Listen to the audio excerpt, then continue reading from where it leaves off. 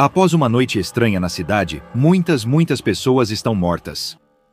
Um bar de motoqueiros está repleto de corpos de membros dos Hells Angels crivados de balas. No aquário da cidade, vários funcionários e o vigia noturno flutuam mortos em um grande tanque, bicados por peixes-porco e tubarões. Em um canteiro de obras, vários homens estão parados, congelados, com rostos presos em caretas de angústia. Logo fora da cidade, 2 policiais estão carbonizados, irreconhecíveis. Mais distante, o corpo de um velho fazendeiro está pendurado no arame de uma cerca. O que pode estar por trás desse massacre na cidade? Como um só ser causaria tanta morte? Para descobrir, só precisamos voltar algumas horas no tempo. 18H. Ninguém faz ideia dos horrores que a noite reserva para eles. Mas se eles soubessem uns dos outros, talvez tivessem alguma ideia das pistas, dos pequenos sinais que indicam que algo está um pouco errado. Lá no bar de motoqueiros, os homens grandes, durões, vestidos de couro, com o cabelo preso por bandanas e as barbas trançadas como vikings, riem e jogam sinuca juntos. Eles aplicaram bons golpes ultimamente, ninguém os enfrenta, dominam essas ruas. É a força deles, a intimidação e, o mais importante de tudo, o arsenal de armas nos fundos do bar. Um dos motoqueiros ouve algo estranho vindo da sala dos fundos. Alguém invadiu o arsenal? Ele saca sua arma, um revólver com cabo perolado, e invade o arsenal. Mas a sala está vazia. Não só de pessoas, mas também de armas. Todos os suportes de armas estão vazios, o coração dele afunda. Segundos depois, ele retorna ao bar exigindo que desliguem a música. Soa o alarme e os motoqueiros se agitam, suspeitando que as armas estejam escondidas sob as mesas. Mal sabem eles que a verdade é muito mais estranha. No aquário da cidade, eles encerram o expediente e se despedem dos últimos clientes. Faxineiros iniciam as rondas noturnas e seguranças se preparam para patrulhar. Outro biólogo marinho que trabalha em tempo integral estudando as criaturas do aquário ainda não está na hora de ir para casa. Ela preparou uma nova garrafa de café e vai ao tanque de polvos, que abriga vários desses moluscos misteriosos e inteligentes. Mas quando ela chega, vê uma cena surpreendente. Todos os polvos desapareceram. Chocada, ela chama faxineiros e um vigia noturno. Há outras possibilidades. Ou esses escorregadios mestres da fuga deram um jeito de escapar se arrastando, ou alguém os roubou. Ela está em pânico. Os polvos são vitais para sua pesquisa, mas quando os outros chegam, não há sinal deles. Porém, há um estranho par de pegadas pequenas e molhadas indo até o tanque. Antes que qualquer um deles possa reagir a isso, eles ouvem um som de algo molhado batendo atrás deles. No canteiro de obras, o trabalho está começando a ganhar ritmo. Os planos para o trabalho noturno estão sendo feitos e os equipamentos chegam em vans. O encarregado do canteiro de obras está satisfeito com o andamento de tudo, e se todos fizerem seu trabalho corretamente, todo o serviço será concluído dentro do prazo. Ele permanece otimista até que um de seus funcionários corre até ele em pânico. Alguém roubou 4 sacos de cimento. Os 4 sacos de cimento necessários para a fundação. Enquanto o encarregado liga para o gerente pedindo desculpas pelo atraso, os operários correm pelo canteiro procurando os 4 sacos. Não é raro roubarem equipamentos em obras, mas sacos de cimento? Isso é estranho. Embora não seja nem de longe tão estranho quanto a criatura que se aproxima do encarregado, passo a passo, com sua pele cinza e dura se arranhando. Enquanto isso, 2 policiais em viatura recebem uma chamada pelo rádio. Relatam invasão em cemitério de resíduos nucleares do outro lado da cidade. Uma cúpula de pedra cobre resíduos radioativos deixados quando a cidade tinha uma usina nuclear. Alguém acionou o alarme no portão perimetral e é preciso prender o invasor antes que ele faça algo de que vá se arrepender. Os policiais chegam pouco tempo depois e veem um buraco cortado na cerca. O buraco é surpreendentemente baixo e pequeno. Será que quem entrou era uma criança? Isso aumenta a urgência. Os 2 policiais pegam as lanternas, abrem o portão e passam por ele. Assim que começam a se perguntar se deveriam ter trazido algum tipo de proteção contra a radiação, eles sentem uma sensação estranha e quente na pele, como uma câmara de bronzeamento, como um sol escaldante no meio da noite. Eles se viram e tentam ver o que está andando em direção a eles. O ar parece distorcer e oscilar mesmo no escuro. Então, há um clarão de luz forte, que arde os olhos, e ambos os oficiais gritam.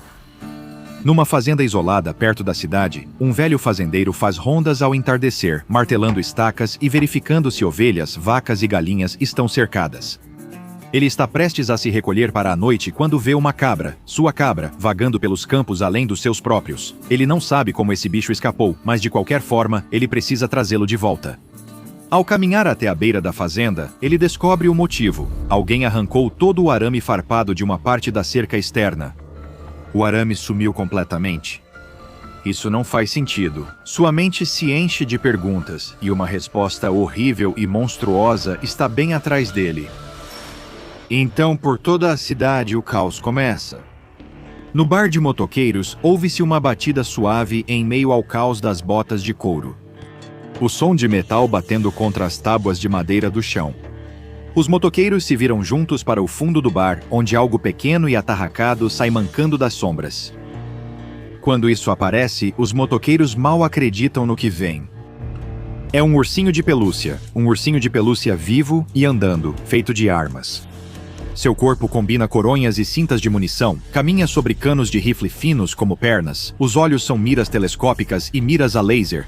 E talvez o mais impressionante sejam os braços dele. O braço esquerdo é uma submetralhadora Uzi, e o direito é uma espingarda AA-12 totalmente automática com tambor. Os motoqueiros reconhecem cada arma como sua. Mas antes que possam pensar em algo, o urso armado ergue os braços com a espingarda e a Uzi e começa a atirar.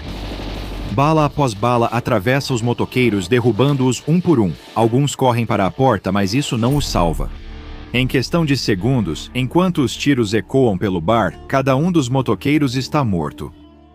No aquário, as coisas também não vão muito bem. A bióloga marinha e seus colegas se viram para ver uma figura estranha em cima do tanque. Tem a forma de um ursinho de pelúcia, mas a bióloga consegue ver claramente que são cerca de 5 polvos fundidos juntos em uma aglomeração assustadora e antinatural. Os tentáculos agarram funcionários do aquário, levantando-os com força e jogando-os no tanque. Eles lutam e se debatem contra os tentáculos viscosos que os mantêm presos debaixo d'água, mas não adianta, o urso-polvo está no controle total. Bolhas sobem enquanto os infelizes funcionários do aquário lutam, mas depois param. Todos no tanque flutuam mortos. O trabalho do urso-polvo ainda não acabou. Ele arrasta os corpos encharcados do biólogo marinho, dos faxineiros e do vigia noturno pelo chão do aquário, deixando um rastro molhado. Eventualmente, ele joga os corpos no tanque principal do aquário e observa com uma expressão viscosa e vazia enquanto os peixes começam a se alimentar. No canteiro de obras, os trabalhadores estão parados, mas não por medo. A entidade que saiu das sombras do canteiro de obras é um ursinho de pelúcia feito de cimento sólido, construído com os 4 sacos roubados. Ao ver aquilo, o encarregado chamou os outros trabalhadores para verem e os condenou ao mesmo destino. Quando alguns pegam o celular no bolso do casaco, ansiosos para fotografar e confirmar o que veem, o ursinho de cimento grita. É um som horrível, o rangido de metal contra metal, como uma betoneira quebrada girando fora de controle e prestes a explodir. Mas não explode, só continua rangendo. Enquanto ele range, operários e capataz ficam paralisados. Mesmo se esforçando ao máximo, é como se seus corpos virassem concreto. Não, é exatamente isso que está acontecendo. A pele deles está ficando cinzardósia, rígida e quebradiça. Pouco a pouco, seus corpos congelam e endurecem. Seus olhos são os últimos a endurecer enquanto se veem se tornando estátuas vivas, presos para sempre na carcaça de seus próprios corpos.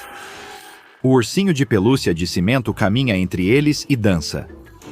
No cemitério nuclear, mais 2 corpos serão enterrados em breve. Aquele clarão é, na verdade, uma explosão localizada de radiação que faria Chernobyl parecer até modesto, fritando os oficiais em nível celular mais rápido que o tempo de uma foto. Eles caíram no chão com a pele queimada, vomitando profusamente.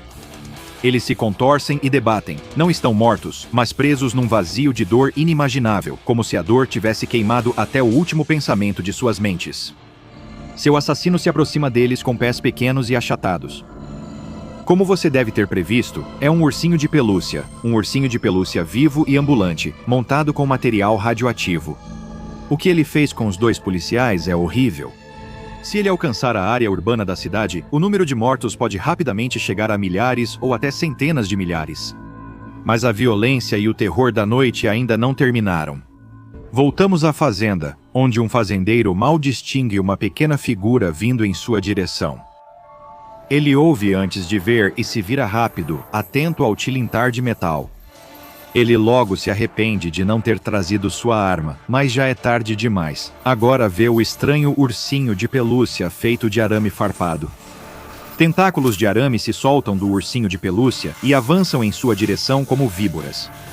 Eles se enrolam em seu corpo, membros e pescoço, amarrando-o a um poste de cerca. Ele tenta se debater, mas cada movimento dói enquanto mais arame farpado o prende como um casulo. Lá no campo, a cabra observa com total indiferença. Você acabou de ver uma sequência de impossibilidades aterrorizantes. A menos, é claro, que você esteja lidando com o SCP-1048, uma anomalia singularmente estranha conhecida como urso construtor. Mas, por favor, não deixe que o tom lúdico desse nome te engane. O que estamos enfrentando aqui é uma anomalia classe Keter extremamente perigosa. Antes de chegarmos lá, precisamos conhecer um pouco do histórico da entidade antes de ela mostrar seu lado sombrio. SCP-1048 é um ursinho de pelúcia relativamente pequeno e discreto, com apenas 33 centímetros de altura. Pesquisadores analisaram os materiais e a composição do urso construtor e concluíram que não há nada nele que seja inerentemente anômalo. Apesar disso, o urso parece totalmente sapiente e capaz de se mover sozinho.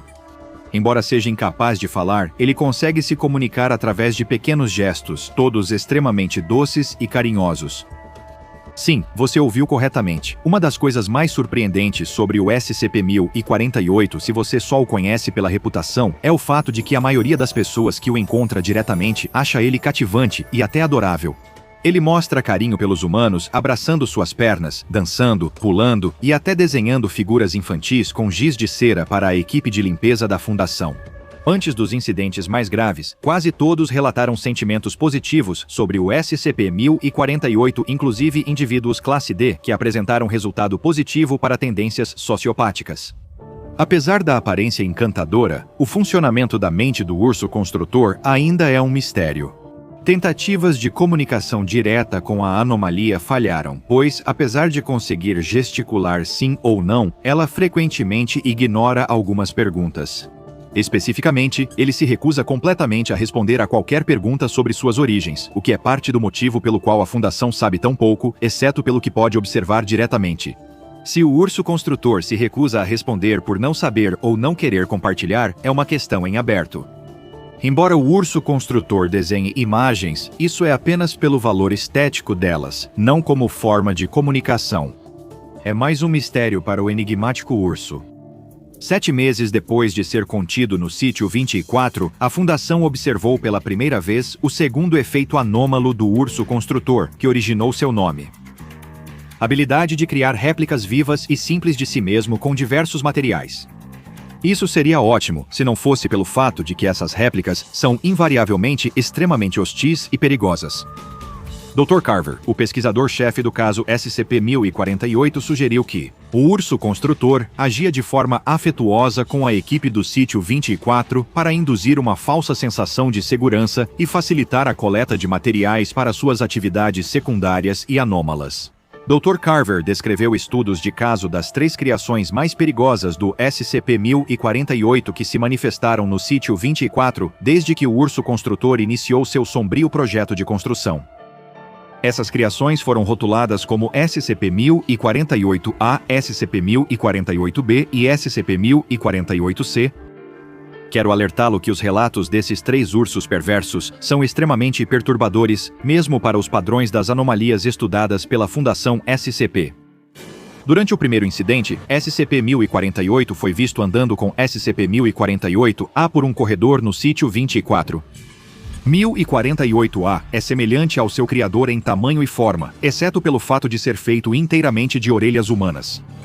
O Dr. Carver foi avisado da criatura e enviou a equipe de segurança para capturar as 2 anomalias.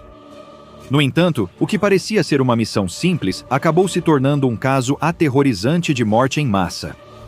Assim que a equipe de segurança cercou os 2 ursos, 1048-A soltou um grito incrivelmente alto e ensurdecedor que causou dor física em todos que estavam a até 10 metros de distância.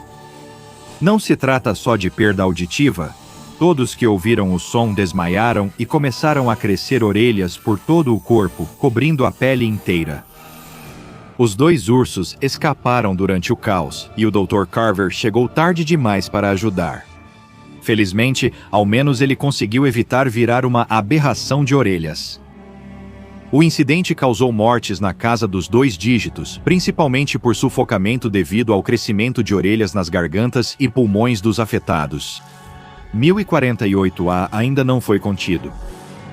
Embora 1048A não tenha sido nada fácil de lidar, 1048B foi, na opinião deste humilde cientista, consideravelmente mais revoltante. Terei que agir com cautela aqui, pois a criação de 1048B é um incidente extremamente traumático para um membro ativo do pessoal da Fundação que ainda trabalha no Sítio 24 até hoje. Para mantermos os limites do bom gosto, vamos dizer que 1048B se parece com uma mistura assustadora entre um ursinho de pelúcia e um bebê humano. Antes da criação de 1048B, a pesquisadora anônima que mencionei anteriormente estava em estágio avançado da gravidez. Depois disso, ela não estava mais grávida. Quanto menos falarmos sobre isso, melhor.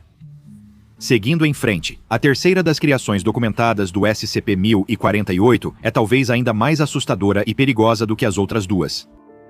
1048C foi visto pela primeira vez pelo próprio Dr. Carver espreitando em seu escritório. 1048C é outro ursinho de pelúcia vivo, feito inteiramente de sucata enferrujada e lâminas serrilhadas. No momento em que o Dr. Carver avistou o monstro de metal, ele fugiu, cortando e fatiando fatalmente vários guardas do Sítio 24 durante sua fuga. Como os outros dois, ele não foi visto desde o incidente e acredita-se que ainda esteja ativo no Sítio 24, podendo aparecer a qualquer momento. Isso dá um novo significado à expressão ursos de mau agouro. Quem conhece bem os arquivos anômalos da Fundação SCP pode estar sentindo um déjà vu agora. Isso porque o SCP-1048 não é o único ursinho de pelúcia anômalo por aí, e sua contraparte, o SCP-2295, o urso com um coração de retalhos, parece ser seu oposto perfeito em termos de temperamento. Nem precisa dizer que o SCP-1048 e suas cópias aterrorizantes são uma ameaça para todos que encontram pelo caminho. O urso de coração de retalhos sempre tenta salvar humanos feridos quando pode. Se esse urso benevolente encontra alguém com ferimento grave ou doença que cause falência de órgãos, ele age imediatamente. Como um cirurgião de trauma fofinho, SCP-2295 pega uma agulha e linha e começa a fazer um órgão de pelúcia totalmente funcional com seu próprio material. Em seguida, ele tentará realizar uma cirurgia de transplante e, se a cirurgia for bem sucedida, esse órgão remendado funcionará exatamente como um órgão normal. O ursinho já salvou várias vidas assim. Na verdade, o SCP-2295 é tão benevolente que, nos casos em que a cirurgia falha, já foi visto curvado e chorando pela perda de uma vida. Essa é uma cortesia que você não pode esperar se sua vida for abruptamente encerrada por uma das muitas cópias do SCP-1048. Os procedimentos de contenção do SCP-1048 evoluíram bastante conforme a Fundação descobriu mais sobre seus efeitos anômalos. Originalmente classificada como seguro, a anomalia passou a ser classificada como Keter após surgirem suas características secundárias. Os procedimentos de contenção originais eram surpreendentemente relaxados, dado o que sabemos hoje. 1048 tinha liberdade total para circular pelo Sítio 24 e interagir com o pessoal à vontade, uma política que agora sabemos que teve consequências terríveis. Tecnicamente falando, SCP-1048 não está contido. Muitos acreditam que ele ainda se esconde em algum lugar dentro do Sítio 24, embora ninguém possa ter certeza disso. As ordens para todo o pessoal ativo da Fundação são de capturar SCP-1048 no local e destruir imediatamente qualquer uma de suas criações mortais, sem piedade. Os riscos do SCP-1048 são tão altos que até ursos de pelúcia comuns são proibidos no Sítio 24 para evitar confusão. Objetos parecidos com ursos devem ser comunicados à segurança para evitar um possível incidente com vítimas em massa. O Dr. Carver acrescentou uma nota aos procedimentos de contenção do SCP-1048 dizendo: "Isso não é uma piada. Não temos ideia de quais são todas as capacidades do SCP-1048. Quantas dessas coisas já devem estar por aí agora?" É um pensamento inquietante, para dizer o mínimo. O urso construtor é uma das anomalias autopropagáveis mais peculiares e perigosas, com habilidades extremamente imprevisíveis em suas várias versões. Para se manter seguro, recomendo cuidado com qualquer urso de pelúcia que encontrar. Se você tiver sorte, é só mais uma adorável criatura de pelúcia. Caso não tenha sorte, espero que já tenha feito todos os preparativos. Acesse o Patreon do Dr. Bob e seja pesquisador júnior hoje.